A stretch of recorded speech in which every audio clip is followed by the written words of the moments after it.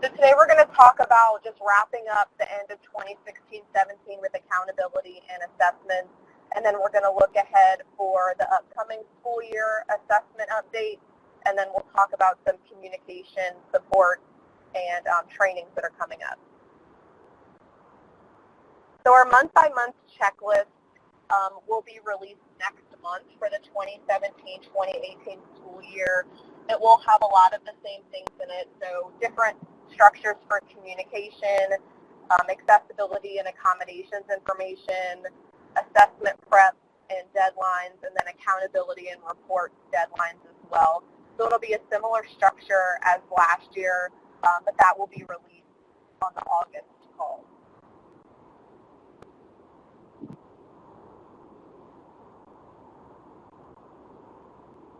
All right, so let's go ahead and talk about wrapping up accountability for this year. So the eDirect Student Correction System online cleanup, that will end tomorrow. So the window for that will close tomorrow. The correction system allows you to review and edit the demographics and impending zeros in the system. So if you have any questions about that, reach out to us. We want to make sure that you get that finished today or tomorrow. It is really important that this information is accurate and that it's also reflected in the SIP so that when we calculate progress, that information is up to date. The final assessment data certification will be in early fall. All right, so I want to talk a little bit about the K-8 school SPS, how we're going to be talking about growth for the upcoming school year. So I know several of you have been either in presentations or seen the slides and things like that over the past year about how we're making changes to our accountability system. Progress for students is going to become a more substantial part of the SPS formula for the upcoming school year 2017-18. When we measure progress, we're going to answer two questions. So are students on track to mastery, and how are students doing compared to their peers? So in order to answer whether or not students are on track to mastery, we're going to use simple growth targets for each child. So I wanted to give you this slide. This is actually taken from the presentations. You've seen this before, but I know a lot of you are doing professional development and training and things like that right now for the summer.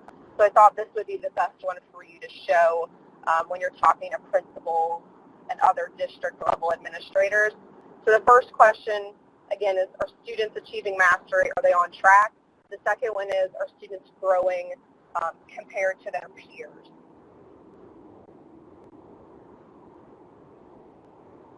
So the growth targets for elementary and middle schools are available in eDirect.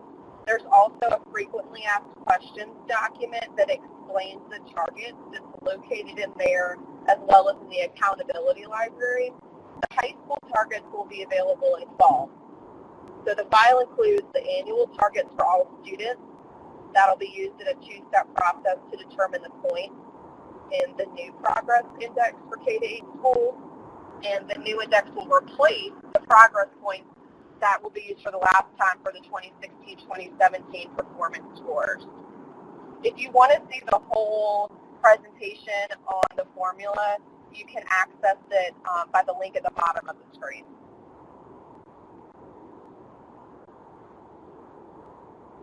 I wanted to also talk to you about our class of 2016. So we just had our graduates finish up for 2016, and there was a cohort graduation rate presentation released a couple of weeks ago. Some of the big takeaways, which I think is great for you to voice over for your districts as well, is that Louisiana schools sustained the graduation gain as compared to 2 years ago, and more students than ever graduated last year. The credential rate is increasing. However, students with disabilities, our low-income students, and our students of color continue to graduate and earn credentials at rates lower than their peers.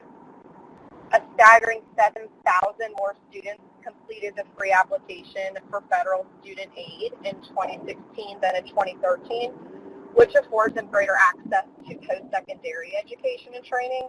And nearly 25,000 more graduates in this year's class were eligible for TOP than in the class of 2012, which sustains record gains made by the class of 2015.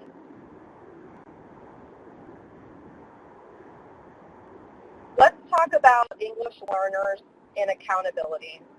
So the new ESSA plan for Louisiana will include a new component for students who participate in the English language proficiency test.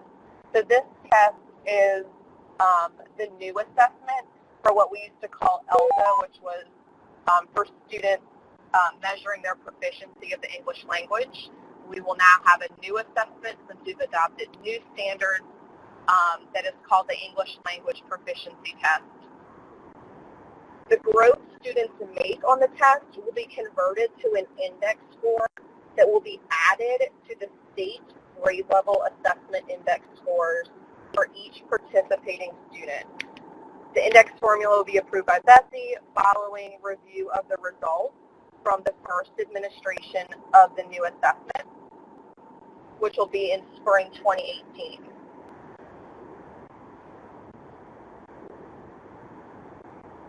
So both the English language proficiency results and English learner subgroup results on all other SPS indicators will be publicly reported on student report cards.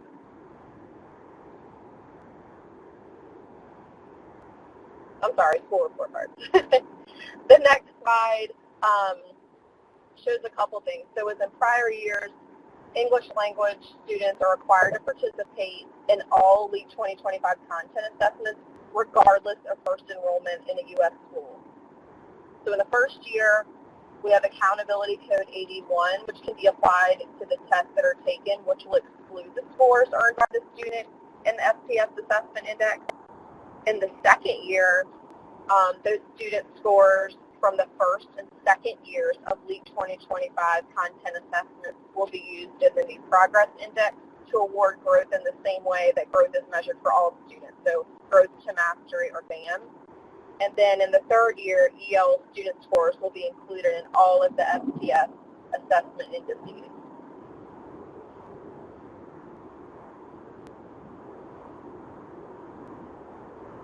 ESSA requires that all students be included in the graduation rate, and so that requires that states evaluate and report the EL subgroup rate. Currently, EL students must graduate in 4 years with a regular diploma to be considered graduate. To earn a regular diploma, those students must meet all the Carnegie unit and testing requirements outlined in Bulletin 741. All right, we're going to stop for some questions before we head on to 2016-17 Assessment Administration. We have a question about the new ELPT, the English Language Proficiency Test. So we're going to give a lot more information about the logistics for it, scoring, reporting, all of that coming soon. The English Language Proficiency Test does assess students K to 12. In this slide, I'm actually going to go back a slide to show you. Right here, we're just talking about students in grades 3 and up. So the chart where we're talking about year 1, year 2, year 3, we're giving a sample as if the student was starting in 3rd grade. So 3 and up will be a part of the accountability that we're referring to in this slide. All right, so just to recap the two files in the bottom right-hand corner, the first one is the one we're looking at right now for this presentation. The second one is for the next group that comes at 2 o'clock, which are our non-public district test coordinators. So you all get the whole shebang. The second file just has stuff removed that doesn't apply to our non-public district test coordinators. They're also both posted in the assessment library. I'm sorry, the first one is the non-public one. The second one is the one we're looking at now.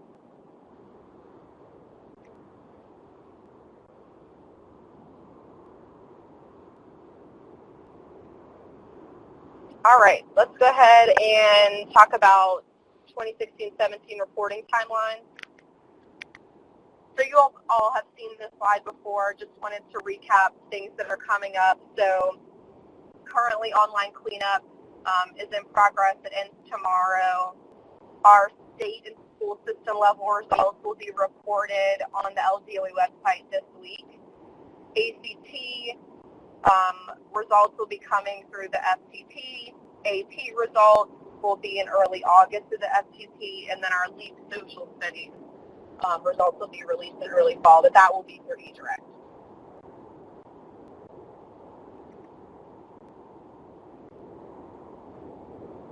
And just to give you some links to some resources as you're sharing results with parents and teachers in your schools, this is just a snapshot of all the things that are available. So there's a parent guide for the LEAP results. It is available in other languages as well. It's in the Family Support Toolbox. We also have the LEAP student reports translated in Spanish, Vietnamese, and Arabic, and you can access those in the Family Support Toolbox as well. The Parent Conversation Guide, which is really helpful to guide teachers' conversations when they're talking about results, that will be released soon also in the Family Support Toolbox, and it'll also be included in our back-to-school package. And then we have our teacher guide to the LEAP results, and then a back-to-school parent night presentation, which is a presentation already made for schools to use if they're doing open houses and things like that. Again, these are the dates and the links to those resources for you. For advanced placement, the College Board will be releasing this information to students in schools. So July 7th, we did have the student access to the scores released through their website. Also, the AP subject score rosters were released. Yesterday, instructional planning reports and data files were available. And then next week on the 17th, reports that contain AP Scholar data that will be available. And if you have questions about any of that, you can contact college or readiness@la.gov. All right, for ACT and WorkKeys, districts have received their invoices or reconciliation statements for this past year's ACT and WorkKeys administration. So the deadline to pay the balance to LDOE is the 15th and make those payable to the State Department. And then July 30th is when districts will receive any refunds by LDOE. All right, let's go ahead and start talking about next school year, 2017-18. These for our accommodations form. So I just wanted to give you all a heads up and just a little background. So this past year, we had feedback collected throughout the year from you all, teachers, different groups of people in districts about the forms. And then we also had an accommodations forms advisory group that represented a bunch of different roles in different LEAs. And so we collected a ton of feedback in order to make improvements on these 5 forms. So the IEP, the IAP, the LEP form, or the English Learner Accommodations form, the TNP, and the Unique Accommodations Request form. We had a ton of great feedback. The majority of the feedback basically revolved around 3 things. Simplifying the form, so making it more user-friendly, cleaning it up, so condensing columns, making it cleaner and just easier for teachers and school committees to use. The second thing,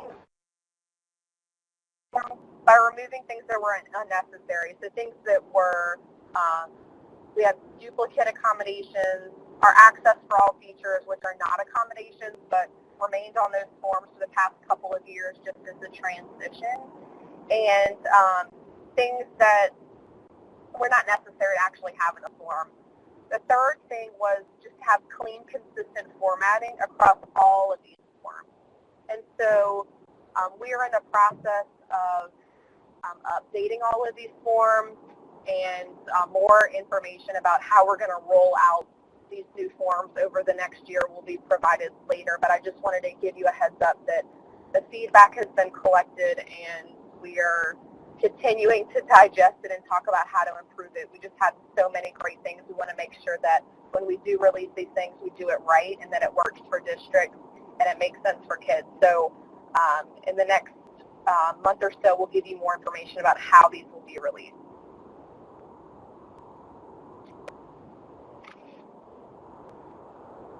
We're going to go into technology readiness. So this is a familiar slide. You've seen this before.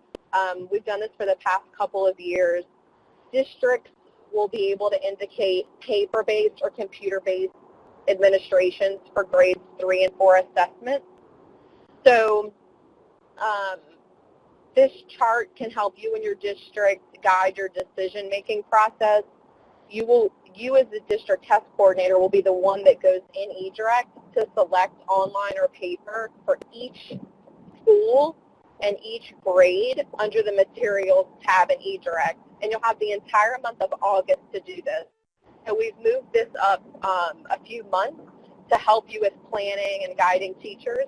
So for the month of August, you'll have the enrollment period to make this decision in eDirect. So for the district, you can have all your schools for grades 3 and 4 paper or all of grades 3 and 4 online, or you could do some of each. When talking about schools, you can have one or more grades at a school use computer-based testing, and the other ones use paper-based. You cannot have one or more grades by class, so you can't get down to teacher level about who's doing computer or paper. So you're making school decisions and grade level decisions. Again, that is from August 1st to August 31st, and that's in eDirect under the Materials tab. And then once we get the information at the end of the enrollment window, we'll work with notifying districts in September of the final enrollment and help with technology readiness and the best path forward for those schools once we get that data. The next screen, we've talked a little bit about this before, but just a reminder, the new testing device requirements will be posted in the assessment library. The changes are listed on here. Windows and Chrome touchscreen devices and the Android Nugget 7.x will be supported. There are some devices that are no longer supported, which are listed here as well. We will release information on the support of the fall 2017 iOS upgrade support. Chrome devices must meet Google Auto Update policy requirements. And all of this, again, will be posted in the assessment library. Just wanted to give you all a heads up as you plan for this year. We are also currently updating the TRT, so that's the Technology Readiness Tool, to collect more data than we currently collect and to get better reports for schools and districts as you're planning for technology needs and upgrades. The information entered in the TRT prior to the changes will still be carried over once the update is complete. We will have more information for you on this. The devices being used by students should be entered in the TRT by August 31st. We also have some exciting news. I know you all have been begging for this all year about having so many different user guides in the system. So we have now condensed them to 3 guides. So we'll have an eDirect user guide, a technology guide, and then a guide for all things Eagle. So an example would be last year we had 5 technology guides. So guide 1, 2, 3, and 4, and 5. And so now we just have 1. It's all combined just to be more user-friendly. The eDirect user guide will give information about test setup and how to actually use the system. So instead of having several different guides for each application, it's all in one. So these guides will be posted in August. So we wanted to let you all know about that as well. We're going to talk a little bit about test security. We do test security audits, and we wanted to give you a heads up on who will be audited this year. But just a little background, in order for LEAs to be in compliance with Bulletin 118, each LEA has to have a test security policy.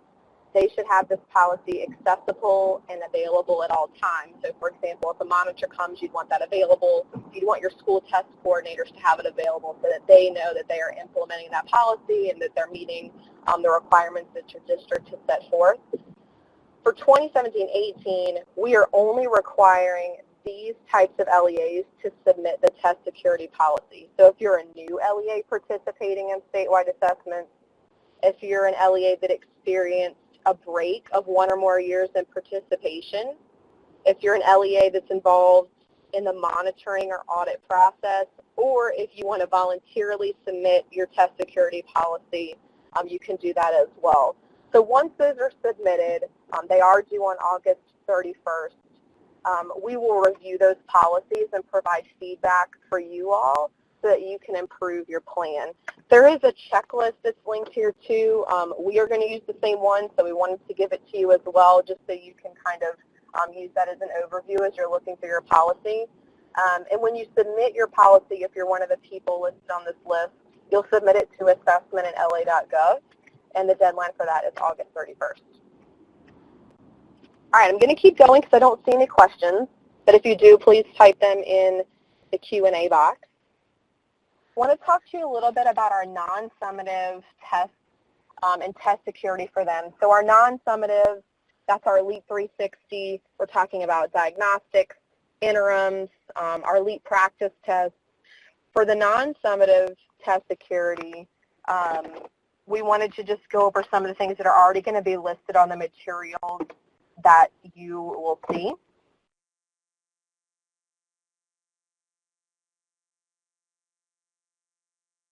All of the components of the Elite 360 system are considered copyrighted material. So they belong to the originator. They cannot be considered LEA property. All copyright laws should be enforced and adhered to under this agreement. So part of signing that MOU, which gives you access to Elite 360, talks about this as well. The content may not be used or published in part or in whole outside of the prescribed purposes set forth by LDOE. The items and passages can only be used in the assessment delivery platform, which is in. For accommodated materials, the secure documents must be kept in a locked secure area before and after testing. They should be returned to the STC, and then the STC should return them to you all, the DTC. So these are very similar policies, but just wanted to give you a heads up as I'm sure people may be asking about this. Also, just like we did for the practice test, we'll be doing this for the diagnostics and interims, which will give teachers that access link so that they can view the questions when they're looking at data or they're in PLCs or looking at each student individually to see how they did. They will have access to look at them just like they did during the practice test. But wanted to give you some information about the security of those non-summative. So they're secure, but we still let the teachers have that access link so that they can use that when looking at their data. All right, let's talk about NAEP. So you would have already been notified if you were selected for NAEP this coming school year. Just wanted to give you a timeline of what's coming up ahead. So if you were a district that had school selected, September 30th is your first deadline, and that is to sign the NAEP data sharing agreement. You'll also have to assign a school NAEP coordinator for the school selected, which is usually the STC, but could be somebody else. That assignment is due on the 1st of October. Also on the 1st of October, you want to ensure that school coordinators have access to My NAEP, which is the website for all things NAEP. And then October 30th, you'll have to ensure schools have e-filed their rosters for the grades that were selected. So this is just the upcoming couple of key dates for NAEP if you have been selected. All right. Let's go ahead and jump into K-3 assessments. Oh, I'm sorry, we have a question. How do you know you've been selected for NAEP? You would have received an email telling you that you were, well, not you were selected, but the schools in which schools in your district were selected. If you did not get an email, that means you were not selected, so you can just ignore NAEP for this school year. All right, so we're going to go into K-3 assessments for quite a few slides. One of the commonly, I guess, reported things on our end of year survey was that you wanted to know more about K-3 assessments because you felt really strong in the other assessments, but you kind of felt like K-3 was just a forgotten assessment, and you get all these questions, and you need to train people in your district and your school test coordinators, and you wanted to just feel more prepared. So I've pulled some slides together. You may have seen some of these before. If you went to the Teacher Leader Summit and attended any of those sessions, you may have seen some of these there too.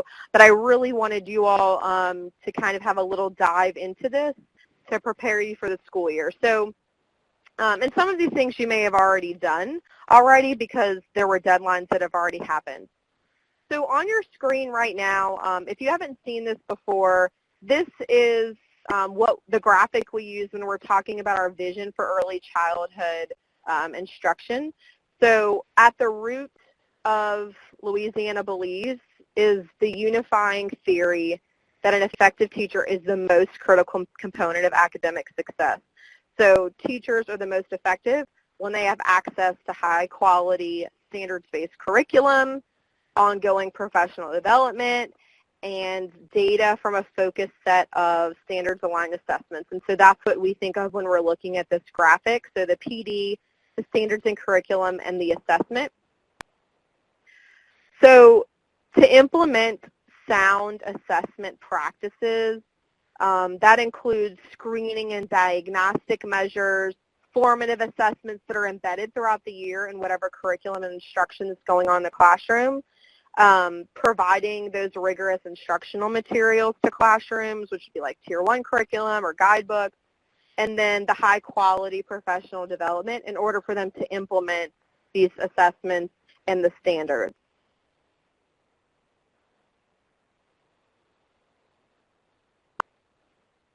So we're just going to talk about this assessment piece for a minute. So implementing these assessment practices, the screening and diagnostic measures, formative assessments embedded in the curriculum. So there's actually a series of the slides that you're looking at right now, but I'm just showing you one of them.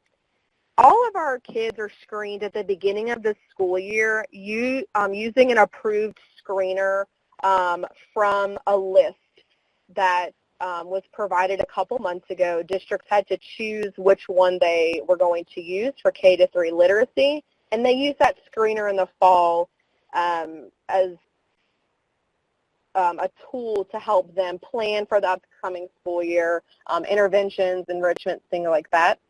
Now, teachers may decide to administer a diagnostic to only those students who perform poorly on the screener, just to get more information about weaknesses, how to inform intervention. And also children can be progress monitored using assessments that are in the Tier 1 curriculum, EAGLE, the K-2 formative tasks, things like that. So the chart starts at the left. So you're administering that fall screener to all of the students by September 29th. If you go down, you could administer a diagnostic to all the students who scored low.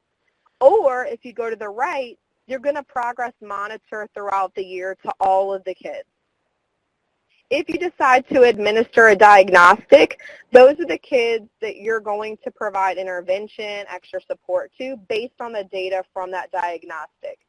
So what's required from the state is administering that fall screener, which you have selected from that list already.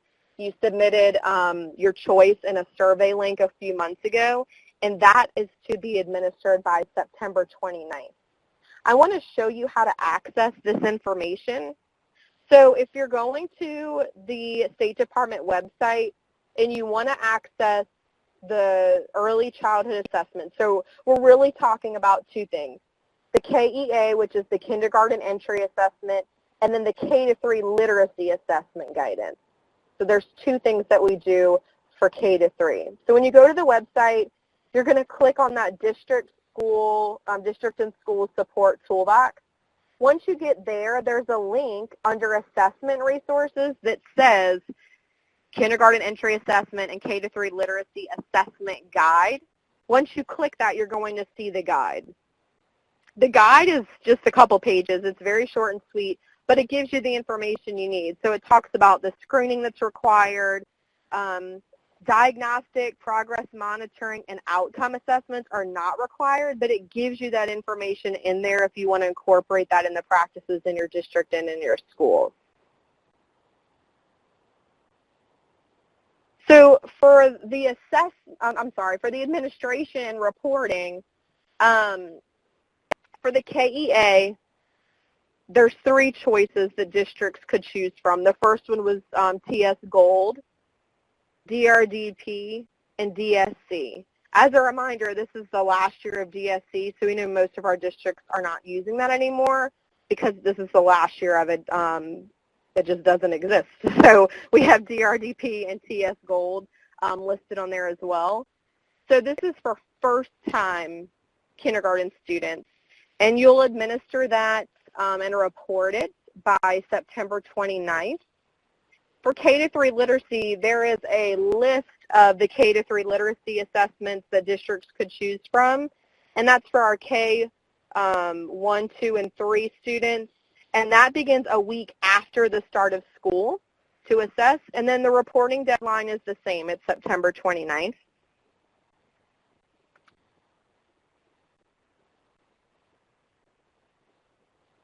When we talk about the K-3 literacy screener, this supports student comprehension of text, not the mastery of a skill or strategy. It also determines if students are meeting expectations, and then it helps identify weaknesses. So that's the purpose of the screener. Again, the diagnostic, progress monitoring, and outcome assessments are not required, but the screening is. So the screening that the reporting is due on September 29th, that is required. The purpose for each assessment is noted in the table, and it's represented in that flow chart that we just saw. And just to wrap up these assessments, for KEA, the kindergarten entry assessment, districts had those 3 choices. It begins a week after the first day of school, and it continues for 30 days. You're going to report that September 29th, and this is how you report it. So if you're using TS Gold, you're using the TS Gold database. If you choose to do DRDP, if you click that reporting form link, that is what you're going to use to report it. Same with DSC. You'll click the DSC reporting form link, and that will bring you to the Excel document where you'll enter that information. And all the directions, how to send it, all of that is in the actual reporting form. When we're talking about the K-3 literacy screener, that's for K-1, 2, and 3, you'll report the data on the K-3 literacy assessment reporting form, which is linked at the bottom. Again, it's due September 29th. And then all of the resources for all of this. So that includes training presentations on each of these, the links to all the summit presentations where all of the training for these assessments happened is also linked here. So if you didn't go to one of those sessions at Summit, I would first find who in your district did go because the districts were represented, or you can access those presentations at the bottom of the screen where it says located here. All of that information is there. All right, I'm going to stop for just a second to see if we have any questions.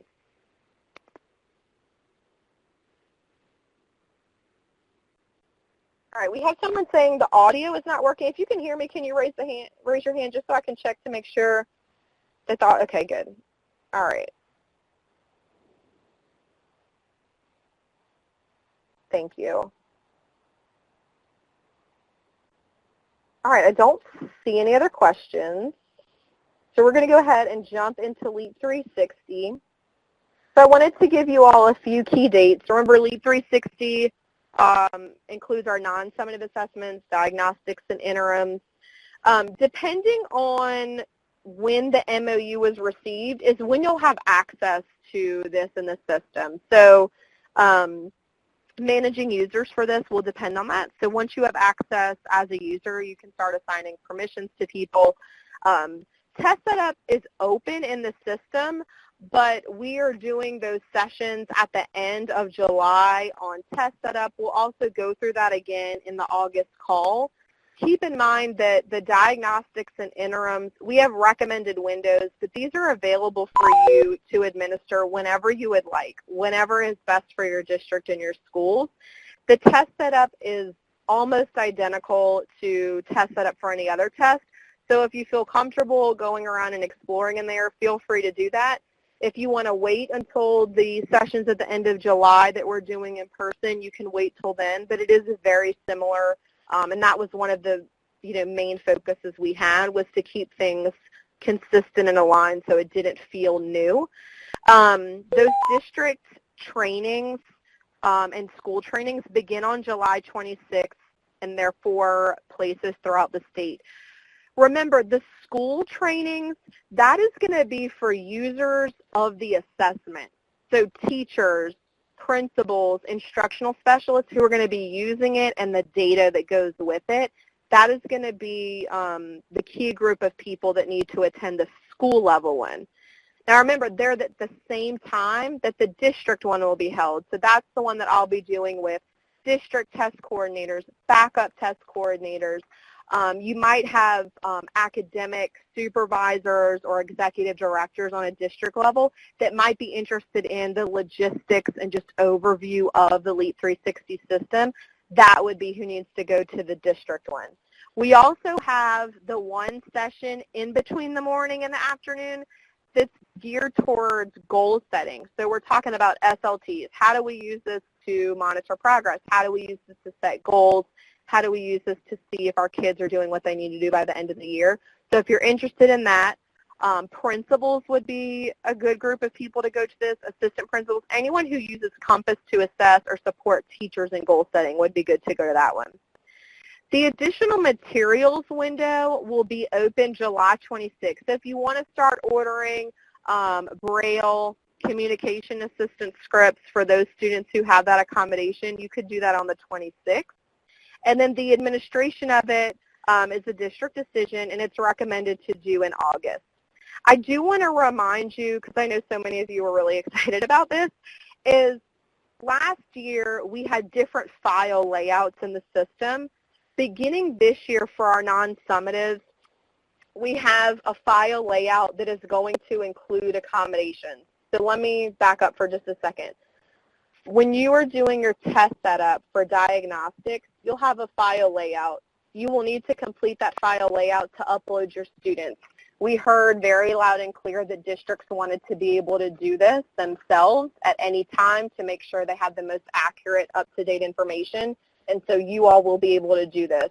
It will look similar and feel similar to how it has been all year. For beginning with the interim test setup, you will be able to have the file layout with the accommodations columns, and that will be 2 things that impact the version of the test: text-to-speech and Spanish.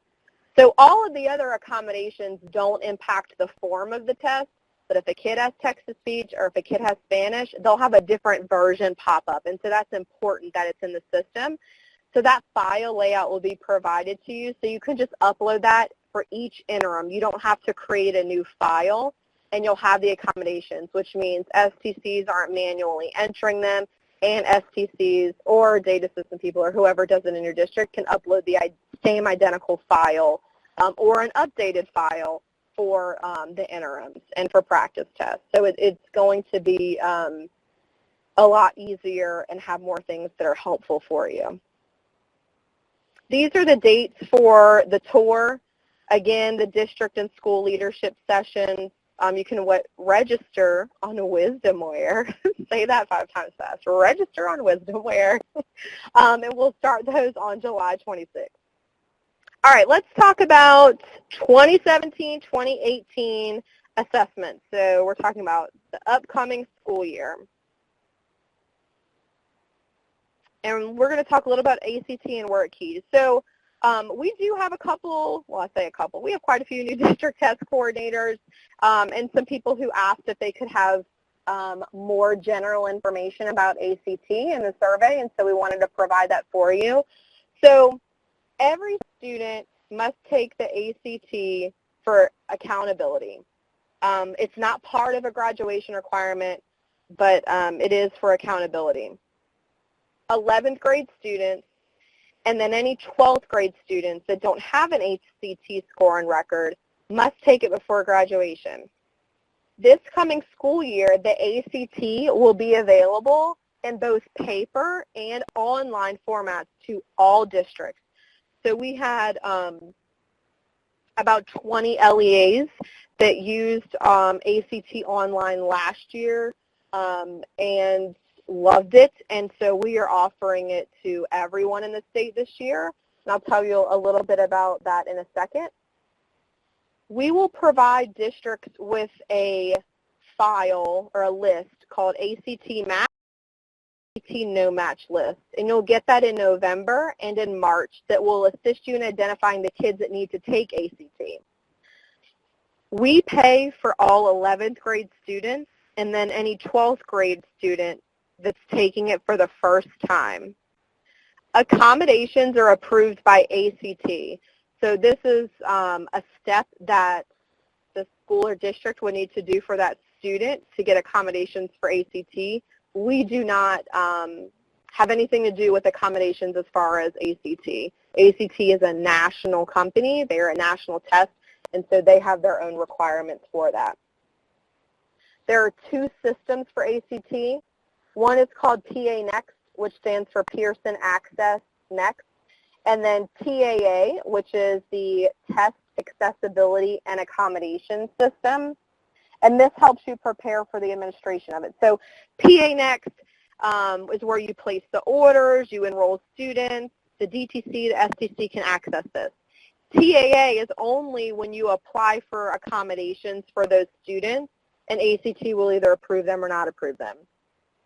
Also linked here is the ACT state testing site, and so this pretty much has everything relating to training, information like manuals, resources, things like that, and ACT provides a lot of training and webinars, and so that's always to communicate that with you, but I wanted you to have that site.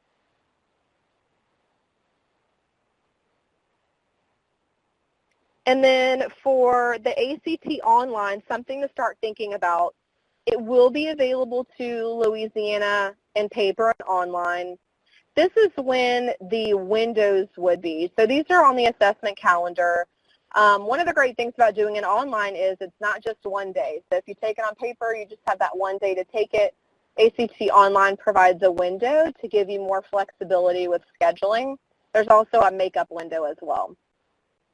You, as a district, can choose to test all your kids, some of them or none of them online. So kind of like how we do paper online for 3rd and 4th grade, you could decide to do all of your schools online, some of your schools. It's really up to you.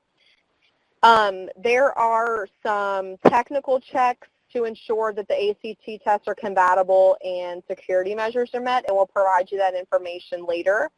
And then the DTCs and your tech person in your district, it's really important that you all work together to run those required diagnostics in the fall in order to determine if online testing is an option for you, and we'll give you all that information soon. The accommodated test, however, will still be administered on paper only.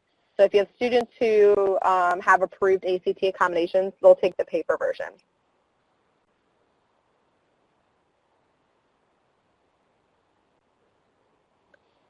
I have a question asking if schools can administer ACT online and on paper. Yes, you can.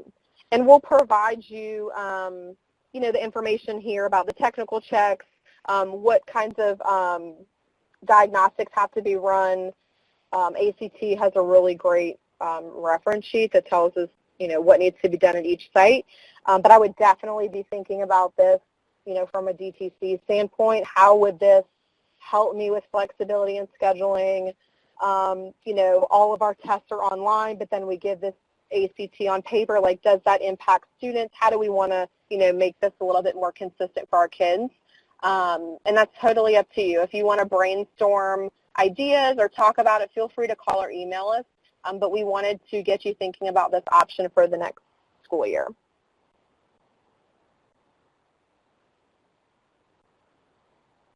We have a question about the results. So this year, our students that took it online, they received their results around the same time as the paper ones, but this was part of ACT's, I guess, like quality control checks that they were doing to ensure that all of the data was accurate and correct. But I can get you more information about how those results will be posted and things like that as well. I'm sure they'll have something, a resource to give to you when we give you the rest of this about the tech requirements and things like that. That's a good question. All right, let's talk about assessment resources. All of these slides are the same, but I know a lot of you are doing PD right now and wanted to show teachers and schools this. So right now, as we're preparing for the school year, it is a really great opportunity to start having teachers dive into these resources so that they're thinking about the year ahead. So this is just a slide on the assessment guide. So our LEAP 2025 assessment guides are already available for this school year. So go access them, have teachers get their hands on it, and talk about it. There will be a couple updates that will come in the fall, but again, it'll highlight where those updates are in the document, but they are already up, so go for it. They can start using those as they plan for the school year. Same with EOC. So our English 3, U.S. History, and Biology are available. Remember, those are still our older version, so that's our EOC test. But our LEAP 2025 for high school, those are posted. For the science field test, that assessment guide will be posted later this winter. We have a question about the ACT online window. So someone asked if they have a break during part of that window, can the window be extended? No, it can't. The window gives you multiple days so that you can be flexible in assigning schools to administer the test. So it's not like you can just pick a certain amount of days and give it. It is only those days. It's exactly that window. We have a question about the science field test being updated for the dates. We will release an updated assessment guide in the next few weeks. We have a couple places on there that say TBD and things like that.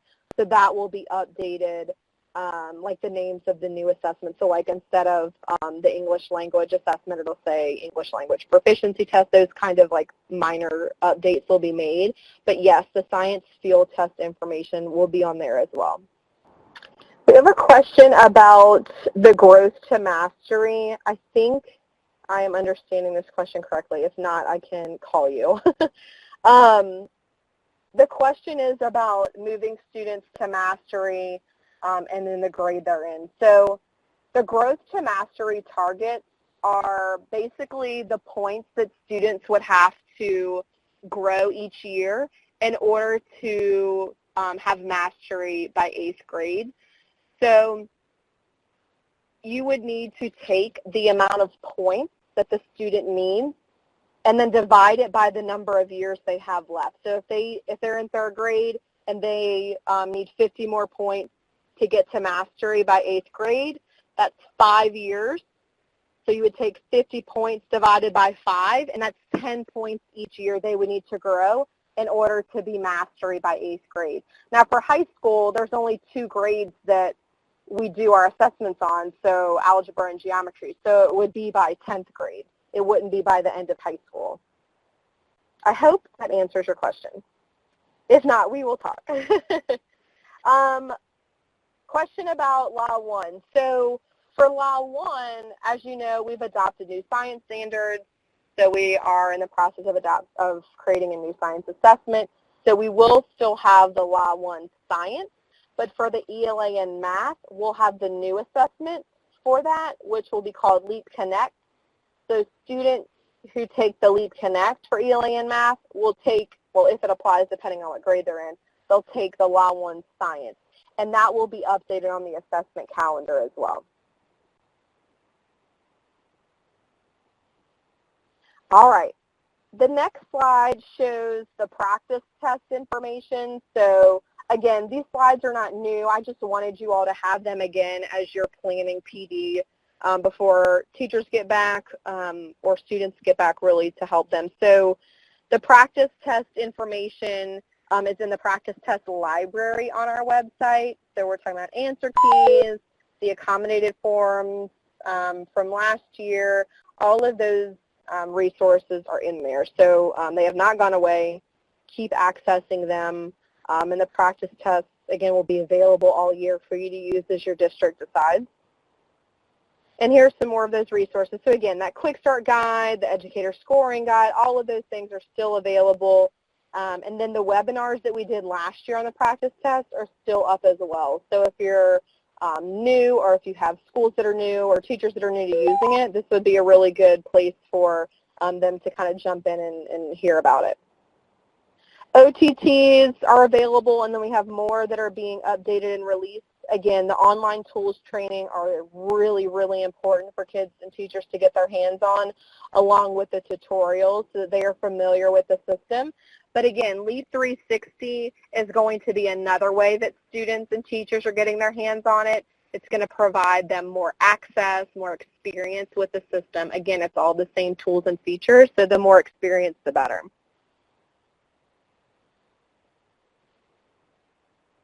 And just a reminder, the weekly newsletters will provide you information about upcoming events or deadlines.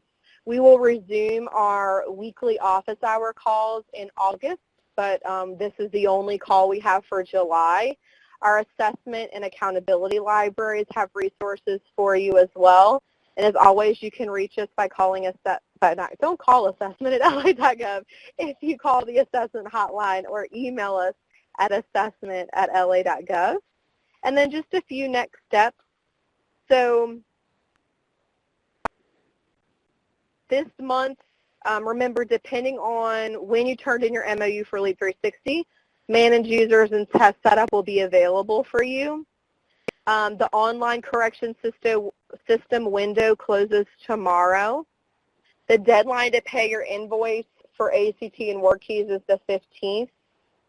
The additional materials window for Leap 360 opens the 26th, which is also the same day that our Leap 360 trainings begin around the state. Just another quick reminder, the morning and afternoon sessions are a repeat. So we've had a couple people emailing. They've signed up for both thinking it's a part 1, part 2.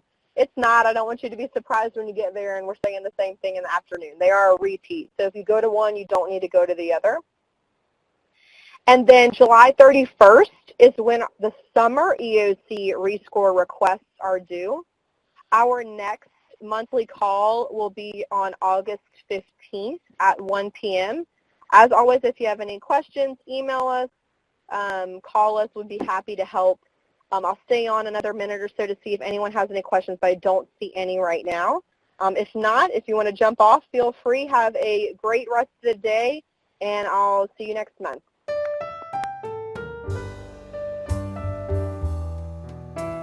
This has been a presentation of the Louisiana Department of Education, copyright 2017, all rights reserved. For more information or to contact the Louisiana Department of Education on the web, go to www.louisianabelieves.com or call 1-877-453-2721.